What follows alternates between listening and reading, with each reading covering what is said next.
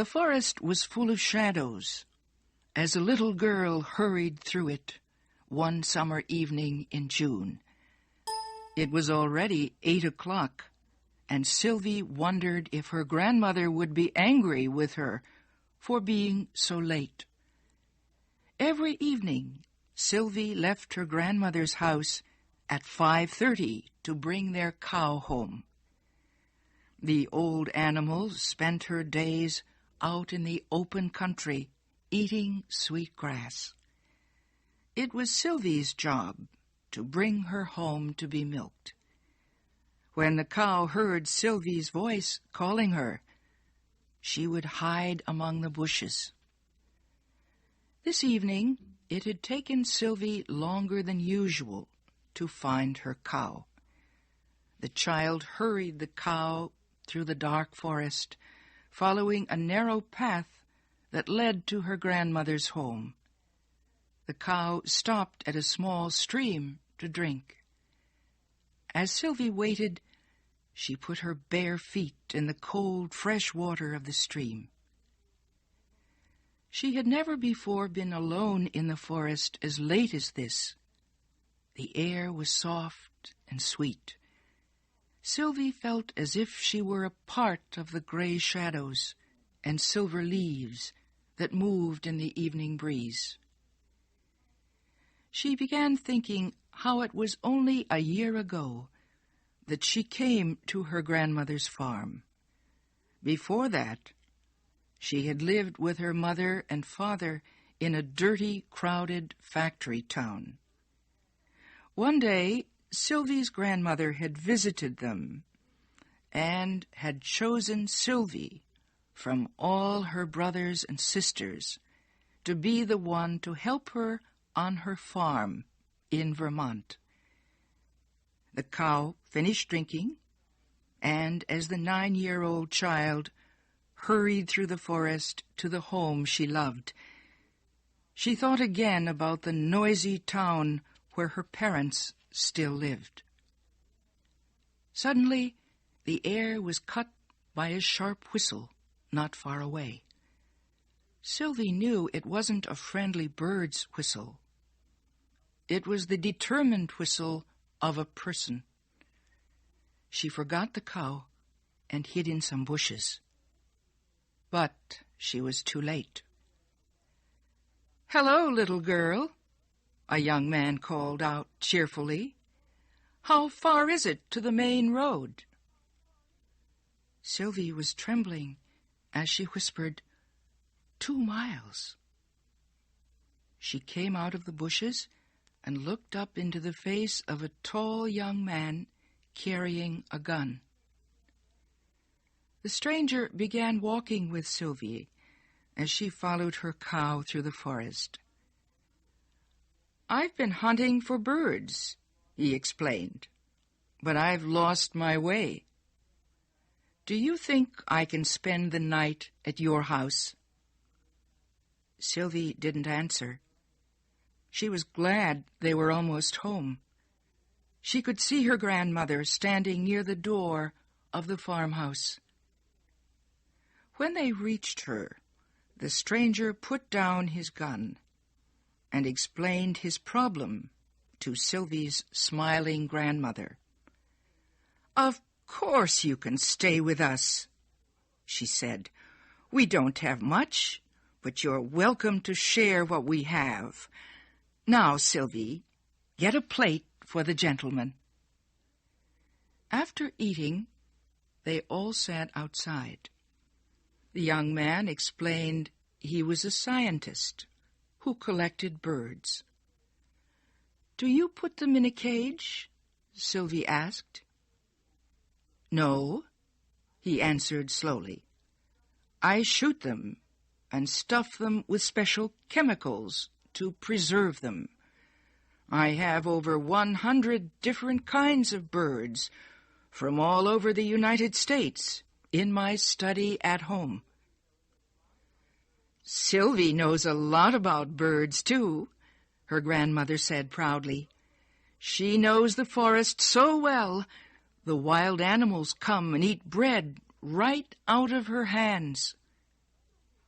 So, Sylvie knows all about birds.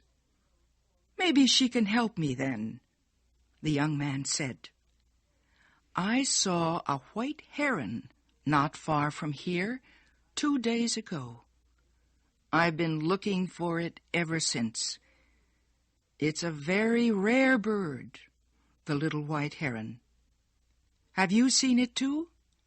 He asked Sylvie. But Sylvie was silent. You would know it if you saw it, he added. It's a tall, strange bird with soft white feathers and long, thin legs. It probably has its nest at the top of a tall tree. Sylvie's heart began to beat fast. She knew that strange white bird. She had seen it on the other side of the forest. The young man was staring at Sylvie. I would give $10 to the person who showed me where the white heron is. That night, Sylvie's dreams were full of all the wonderful things she and her grandmother could buy for $10. Sylvie spent the next day in the forest with the young man. He told her a lot about the birds they saw. Sylvie would have had a much better time if the young man had left his gun at home. She could not understand why he killed the birds he seemed to like so much. She felt her heart tremble every time he shot an unsuspecting bird as it was singing in the trees. But Sylvie watched the young man with eyes full of admiration. She had never seen anyone so handsome and charming. A strange excitement filled her heart, a new feeling the little girl did not recognize. Love. At last evening came. They drove the cow home together. Long after the moon came out and the young man had fallen asleep, Sylvie was still awake. She had a plan that would get the $10 for her grandmother and make the young man happy. When it was almost time for the sun to rise, she quietly left her house and hurried through the forest. She finally reached a huge pine tree, so tall it could be seen for many miles around. Her plan was to climb to the top of the pine tree. She could see the whole forest from there. She was sure she would be able to see where the white heron had hidden its nest. Sylvie's bare feet and tiny fingers grabbed the tree's rough trunk. Sharp, dry branches scratched at her like cat's claws. The pine tree's sticky sap made her fingers feel stiff and clumsy as she climbed higher and higher.